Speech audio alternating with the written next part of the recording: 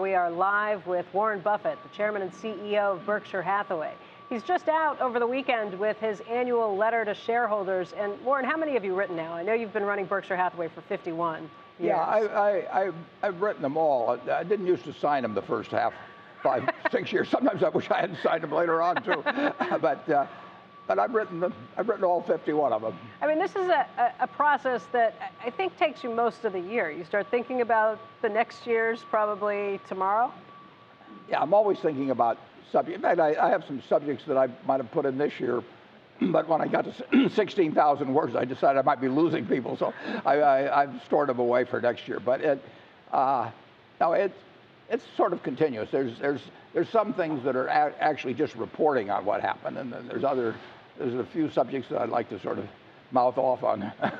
Because you don't get enough opportunity to do that? So I think my family would rather have me do it in print than do it out there personally. Well, let's start off talking with just the report itself in terms of how the businesses are doing. It was a strong year. Profit was up sharply. How would you just state the overall business is doing right now? Well, most of the businesses did pretty well last year. And you know, our goal is to add to the fundamental earning power every year. Now, that doesn't mean we think the earnings will go up every year, because sometimes you'll be in recession or something of the sort. But we want to feel at the end of the year we've got more fundamental earning power on an average basis going forward than the start of the year. And since we retain all earnings, we ought to do that. I mean, it'd be kind of silly to retain earnings just to stay flat. So every year, last year we were able to add a couple important businesses. They didn't actually get done until after the year end, and they will add to our earning power. And then we try to develop further the earning power of the businesses we already have, and that's the goal year after year. The big addition for this year will be Precision Castparts. Yeah, it didn't close until about a month after the end of the year. But you talk about your Powerhouse 5, but yeah, now we're going to have the Powerhouse 6. And someday we'll have the Powerhouse 80, I hope.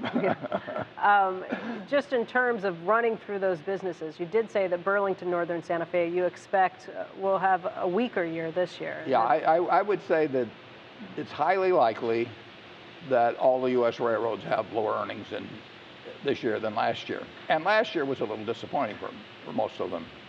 But again, that's just this industrial recession that we've seen? It's just that, you know, not as many carloads are moving. I mean, every week on Wednesday, American Association of Railroads, you can look up the figures and it'll tell you crushed stone and autos and grain and all kinds of different commodities, how many cars moved the previous week. And you can tell exactly what's going on the artery, you can call it the arteries of the economy. Is that because of the China slowdown? It's hard to imagine that a slowdown in China would hurt grain movement here. Well, grain actually hasn't been so bad. The big culprit's been coal, and that's going to continue.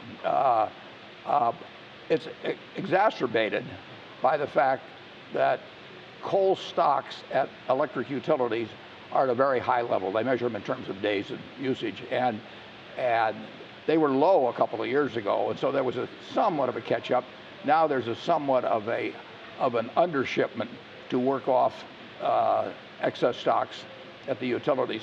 What partly happened was that our service got bad a couple of years ago, a year and a half or whatever it was ago, and the utilities got very worried about their stockpiles coming down, so they perhaps overcompensated a little bit and want to make sure it didn't happen again.